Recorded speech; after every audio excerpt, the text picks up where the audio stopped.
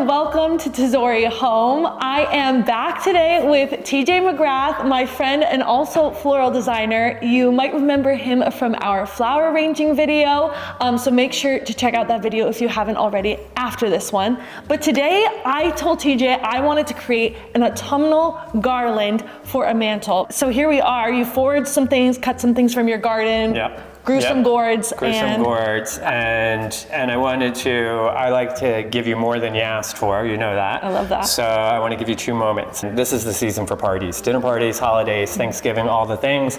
So the easiest thing to dress up your mantle for any party is to just run out and grab a bunch of pumpkins, depending on the scale of your mantle. Maybe you could get bigger ones. We have this amazing reclaimed mantle that we pulled out of the salvage barn, because we get to do that here.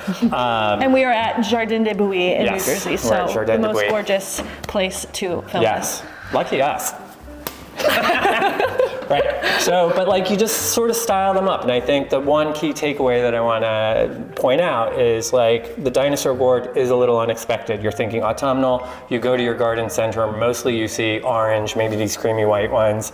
But if you go to a more advanced garden center, you can get some more interesting things, or a local farmer. So dinosaur gourds mixed in, I think just gives it another texture, you're elevating it. And then, little known fact, dahlias at this point in the season, I know I don't know where to look. I'm like, do I look into your beautiful eyes? Do I get lost? What do I do? We can talk to each other. Does your husband get jealous? Because I'm like,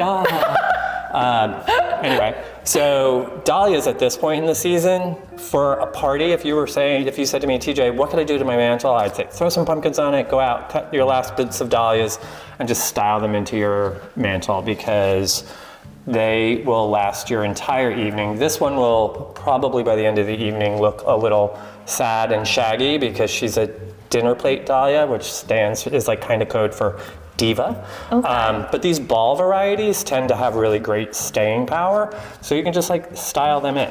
And now you've got a garland that you didn't have to wire anything, you didn't have to twine anything. It's all just simply styled. So that's fireplace number 1. Okay, and now we're gonna do fireplace number 2. So this is fireplace number 2, which is a bit more elaborate. A bit more elaborate. Obviously, we've got a nice little flower pole, and I will take full credit for growing all these gorgeous dahlias, this nasturtium. I grew this forsythia, and then I stopped on the side of the road and picked some autumnal foliage. Now this is, you could do 3 days before your party, because we're working in water. So you can keep adding water as long as your flowers are super fresh. They'll last for a couple of days. I like to make sure that I set you up on good feet, Bridget, so you know what you're doing. So I'm gonna show you how I measured the chicken wire. These are all obviously pre-prepped. So give me a hand, you come hold here, right? So I would fold it over once this way if I want just kind of 3 layers, which I find in these shallower, deeper, these shallower, longer vessels, the 3-layer pillow of chicken wire works really well. It allows us to get really great horizontal inserts. Okay. And have them stick. So that's how, and then you would just cut it across. Okay. And then kind of squish it into place. Perfect. Right? And then again, Home Depot, for those folks who maybe don't have access to something like this, although you can really do an Amazon search, last minute resort, a putty trowel will do the exact same thing for you. It's gonna hold water, right? You'd measure your chicken wire the same way. I've taped everything across the top. You would tape that right across the top. The thing with this is they're really super light. So if you're keeping your design tight, that's fine. But if you want to get a little bit, you know, that, you're gonna want to put some rocks or some pebbles, or some pin frogs have some nice weight to them in the bottom of that as well. Do you recognize this?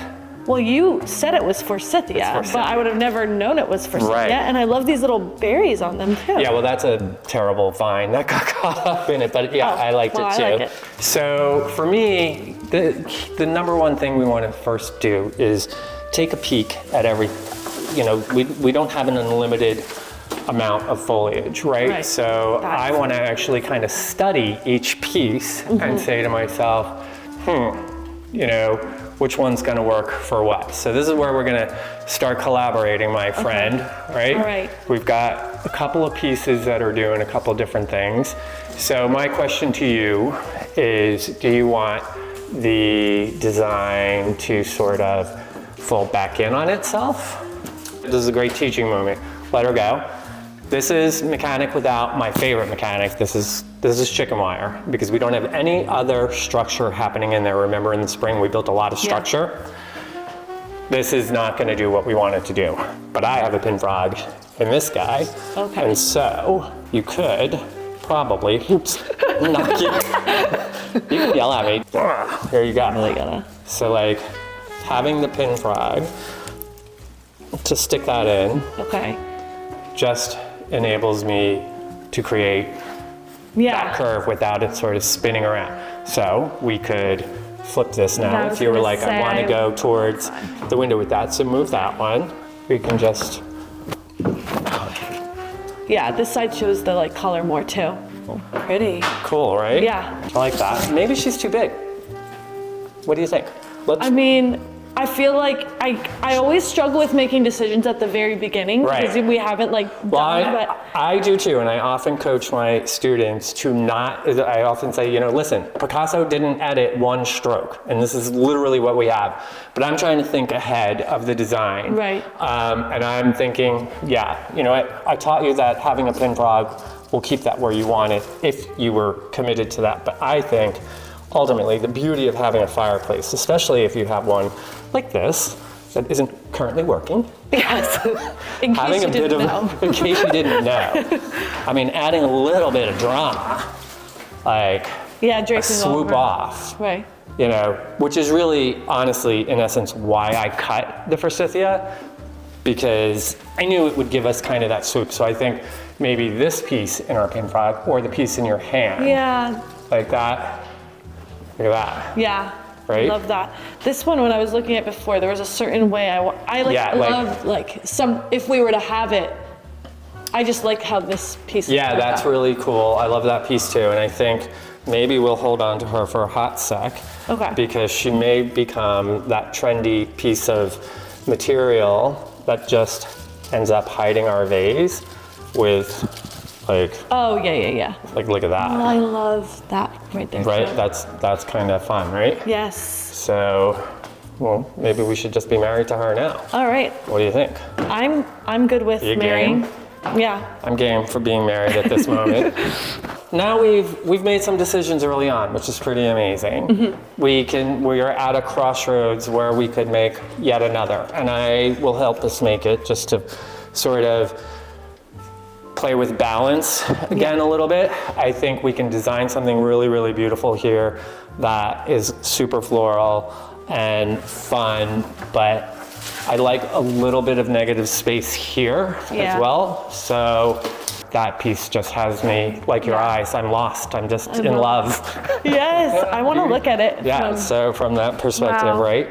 Yeah, it's already pretty. So I think we've created some really cool shape. I love like that path that leads you. It's almost like this line is saying, do this and come and check out all the texture in this. This is an heirloom mum. This is not your sort of Home Depot mum, which there's nothing wrong with those. I love those too. From the design perspective, I don't want the white dahlias to live next to them, right? I feel like there's no real bridge or harmony in that. Yeah. But I think if we kind of use them as a base layer throughout the design, so we started with a little bit of green to set our shape. Mm-hmm. And now I think we take our base neutral color and we kind of start that and we keep that a little bit low through the design. So that the dahlias can shine. So that the dahlias have a beautiful backdrop. Okay. Not that they don't have a beautiful backdrop in this fireplace. No. But, all right. So let's both tackle that a little bit.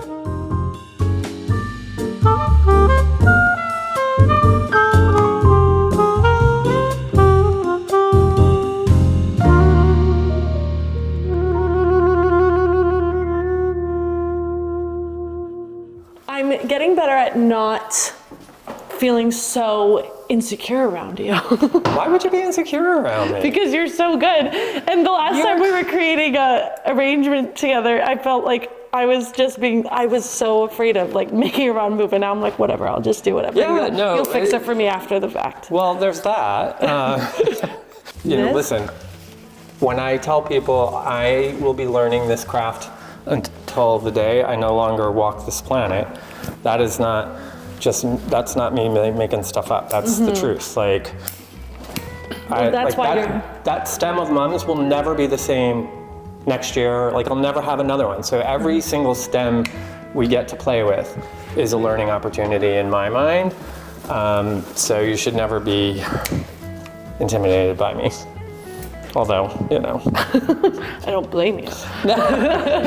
From the design perspective, you want to, especially with this peach, we want to bring some of that color back. We don't want our color to fall flat and like right here. So I would add like a couple of peach back there. All right.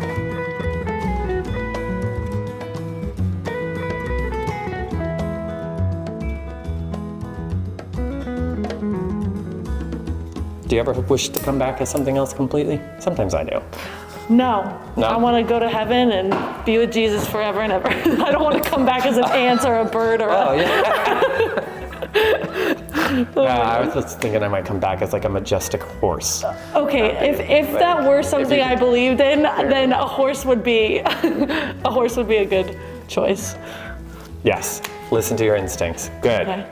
good. All right, I think now we're at the point where we probably want to add, what do you think? What are your thoughts? I love it. I think this color palette is genius. I love Gosh. it's like they work so well together, and I feel like with the Dahlia, the last thing, it's gonna really make it pop. Yeah, so let's have at some Dahlias, right? Okay. We're gonna start with our taller ones and build our way down. Okay. Right? What I will point out right from the get-go, I didn't do much conditioning, so I left some movement on there. This though becomes what I call noise. I really want it to be about her. So there'll come a point where one or two will love that little bud that's left. Yeah. And we'll leave it on, but from the get-go, I say let's start out with some clean stars and just let our stars be our stars. Okay. Look at this. This one has Two. a great there's two on one stem, which is awesome. I want to use it to mimic that line of that forsythia. Yeah, I love so I'm that. gonna be really sort of mindful now. The chicken wire, as you can look in there, you can see this, the audience can't see this, but the chicken wire is a little tighter. So I just slivered my stem a little bit. Okay. Because then I can stick her in between, I can get her into a pocket. Cool. And she will drink cozy and comfortably. What do you think? That's fun. It's cute, right? Yeah. See what I'm doing here? I'm just trying to follow as many of the lines that the forsythia has set for us. So it's playing around a little bit and finding where the best insert is. Now, I'm never setting out to be like whimsical. But it just ends up. I'm really going for a whimsy. Right, but the whimsy coming out of my wheelhouse comes out of more from, like, I grew these, right? And, yeah, that's so. And it was a lot of work. It was a really tough growing season. So, I want to let every single one of them have an amazing moment in the design because I know how hard they worked to get here. Oh. So I'm going to jump in on your side a little bit. Go ahead. Stay. There are a lot that when you're placing them in. No. Did you break her? I broke her. Well, good thing we have 75 more to choose from. But She was perfect. Well, That's depressing. She isn't completely useless. Yeah. Give her a fresh cut and put her back in. But so this is one who, she's been pollinated by the bees. The bees have had a party with her. Everybody's really super happy. She doesn't have a whole lot of vase life. This insert to me is important because I want it to be beautiful for the party or for the photo or for the impact for whatever it is. But I also, if it's kind of crappy tomorrow morning when you get up and it doesn't look great, you can pull her out. You don't want it to change the entire design, right? So we don't want to put her where she's filling a hole because she is going to leave a hole probably tomorrow. She is kind of on her last breath. So when I have a flower like that, I usually let her be a real kind of jumper outer. Okay. That's a word, a jumper outer. It's one word because she's super engaging. But there's a lot of folks who would discard her because she doesn't have the vase life that some of the other ones do. But I mean, how do you discard that? That's so That is like, that's what I call heaven on earth right there. I love that. That's perfection. So we do have a couple of additions to our white. This is a cafe au lait dahlia. She is a dinner plate. See how diva-ish she is? Yeah. So here's the thing, right? She's still gorgeous from the front. She looks a little tired from the back, but that is a dahlia. All dahlias do that. They kind of start to die at the back.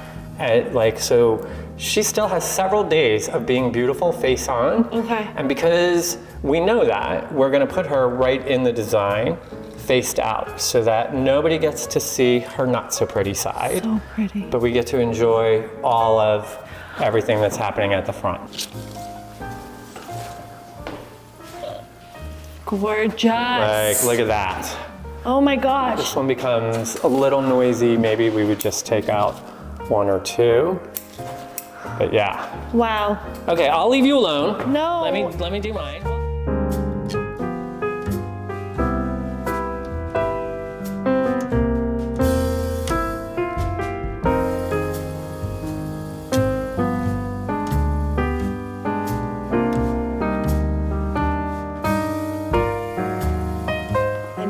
Oh yeah, like stepping back. That's what we were talking about off camera is I was walking over here, I like walked over there, came back, looked, and I was like, oh my goodness, because you're seeing it up here, but you have to like step back to see it as a whole. To see it. All right, we've got this other two pieces of really spectacular foliage, and we don't want to lose them.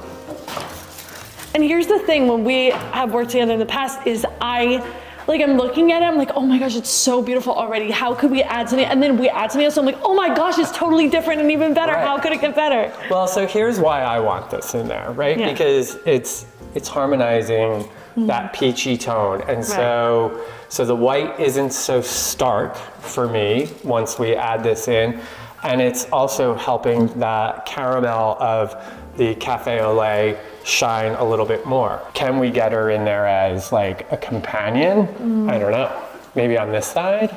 I do like that, but they're kind of at the same plane. Right. Right? Sorry. I don't know, like part of me is like, would you ever do it down here? Do it down, reaching up into it. 100%. Yeah. That's a great thought. You could do that, which would be cool. Ooh. Yeah, see here's your thank you, because what I'm trying to do is use it as it is, and I'm forgetting my number one rule. Nature gives us everything we need to create art. She leaves the editing to us. And I just I was living too hard in I don't want to cut too much from the start. Right. But like the cobweb is so spooky. The cobweb just adds that. But like, look at that, right? Yeah. Like, how pretty is that? So let's get some more of that in. I think we want to embrace our forsythia, which means we want to use this in smaller bits. All right. Beautiful. That's so pretty. I like that we have remembered to let forsythia be the star. Yeah, and she's really just being, a supporting actress.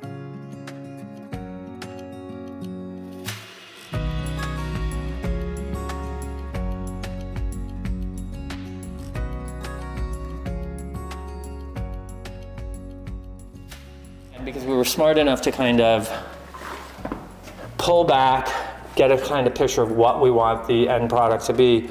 This is nasturtium. This is an edible flower, but this is going to be one of the things that I think just sort of blurs the line between our mechanic and design. I don't know, you can tell me I'm blowing smoke up my own behind, but I think we're really building on this like layering of colors, and the white dahlia seems so less harsh now. Yes. Right? The thing that I love about you is that you're like, I would never think with this to add in something like this. Like it feels so different. Well, and so what I think the big takeaway I would want anybody watching this video is we are treating our foliage not as filler, but as an integral part of the design. They have just as much importance as the actual flowers. Yeah. So filler doesn't live in my vernacular, right? Like everybody gets to have, at the very least, a shot at a supporting actress nominee. Let's add in some more of these dahlias. I think this left side needs like either a dinner plate dahlia or something. It's like lacking. Something lacking. So let's see, do we have another dinner plate in there? We have one left. I mean, we can save it for another spot. No, I think you're right. I think feeling she's... like there's something missing.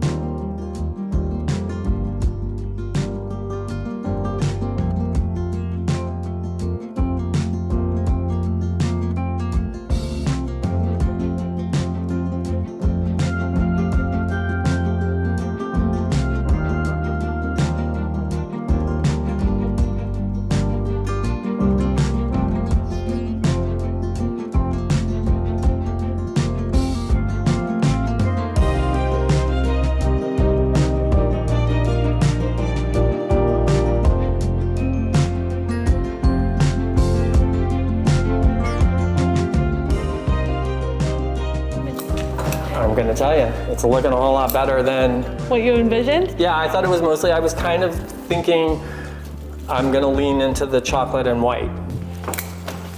Sometimes when your scissors won't cut your branch, you can do this.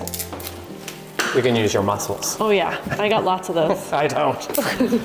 Being able to make executive decisions is an important skill. That's what I find too with like working with you is you just kind of have to like, you can't second guess too much. You kind of have to, you said, go with your gut instinct. You have to, like I honestly spend a lot of time coaching people to trust your instincts, right? You have to trust yourself. Yeah. Some of the issues that people run into and they don't even realize it is the actual color choices, right? So if you work out a harmonious palette from the start and you have a good mechanic to start with, you're kind of golden from the get-go. And it really, you know, it took me a while to get there, but that is how I'm able to like trust my instincts quickly in the moment.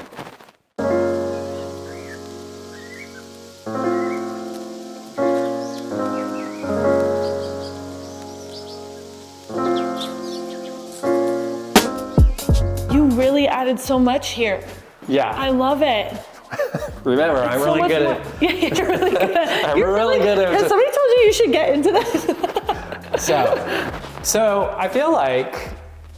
This is crazy. Crazy in a good way? Crazy good. I'm like here, and then I step back, I'm like, what is happening? Right. So then what do you do with things like this, right? That you cut and you're kind of like, do we even need it? Yes, we need it because we cut it. So I don't want to waste it. It's also too good to not use. It's too super cool. Yes. You could really kind of do that. Mm-hmm. This doesn't need any water source. It still has its roots. That's not really helping it live. But for our dinner party aesthetic, right? You can just kind of weave that right up in there. I'm gonna tie my roots right around this, which means they're now available for mist if I wanted, but then we can just kind of like layer that in. We have this other thing. This would technically fall as foraged. Okay. Which is, it also technically falls under the category of probably weed that nobody wants in their yard, but at this point, like it becomes a super cool design element. That just, there you go. That is another element of that chartreuse that makes our Love in a Puff work. So I would say we're at the kind of point where it's like finishing touches, and this is where I would want to focus on maybe making some of the vase disappear. Right.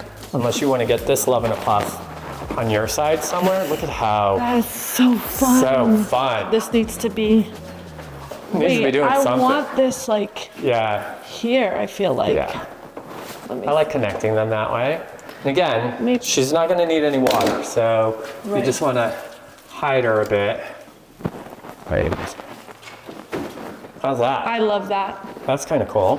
Part of me wishes there was a way for it to be like a little bit higher. This is where you kind of hope for the best and it doesn't always work out. You could take a little piece of tape, put it against your wall, take a leaf, and boom. Fun. And now you could do even that. Let's have another little piece of tape. Ta-da. Yeah. You like that? I think so. Okay. Yeah, I like that too. Okay. And it looks like it's naturally doing that.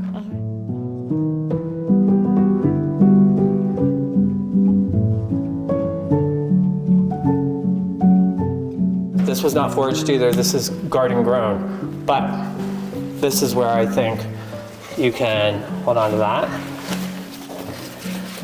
Really make our vessel go away. You can use moss, you could use pine cones for this, you could use, I wouldn't use just straight up dirt, but you could if you wanted to. But like, look at that, now our vessel has gone away. Yeah, that's the thing. You really are so good at layering because I feel like I'm like, all right, yeah, I feel like 3 iterations ago, I would have been like, oh, nice. But it's just like one more thing and one more touch that totally transforms it.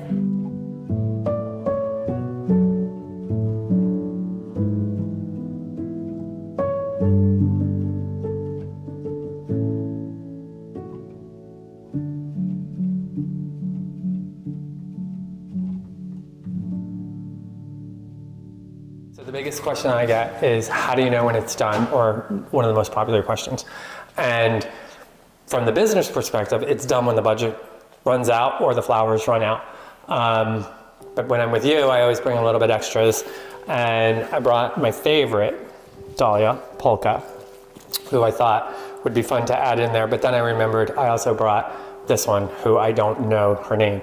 And so I have to not be diva-ish and put in polka because I love it and it's my favorite, because this one really works better. The color harmony kind of is, it deepens the cafe a little bit, but that little tinge of like lavendery, like it's so pretty. Well, yeah, well, get in here and put some in. Like these are the true show stealers. So these are now, so polka, love you, so pretty. I mean, it may be one, maybe, yeah. So yeah, I really just love this, whatever this Dahlia is. I don't know who she is, but I love the tone that she's bringing in. So pretty. Just a little. Here, you have one more. One more. One more.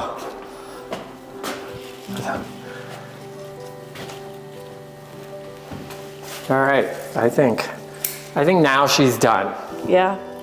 Well, this is like truly above and beyond what I expected when I said, hey TJ, you want to make a garland for autumn on a mantle? This is not what This isn't what you said?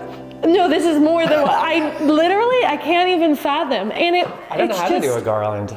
This is incredible. Thank you so much for taking the time to do this. I hope that you are all inspired to go out and see what you have around growing locally or in your yard to create something beautiful. Obviously, this is pretty elaborate, but it just shows that there's so much growing around that is really gorgeous, and you just see the beauty in literal weeds and find a way to make them shine. And bringing the outside inside, even when it's got some holes and some bug chews and some things, still makes your soul feel good when you're inside. Absolutely. So I say go ahead and do it. So make sure to connect with TJ on Instagram at TJ McGrath Design. We'll put it here. And also check out his website. He has workshops coming up that you'll want to be a part of. You can also do one-on-one classes with him where he teaches you how to do this and so much more. So, and I mean, dinner party. Thank you for having me. Thank you for doing this with me. This is like, I want to take it and bring it home even though I don't have a spot for it. Don't forget to like and subscribe for more, and for more behind the scenes, you can join us on Patreon. We have a really fun community on there, share lots of behind the scenes that you don't get to see here on YouTube. So hope to see you there. Everything is down in the description below. We did it. We did it. Okay, This is so amazing. Awesome.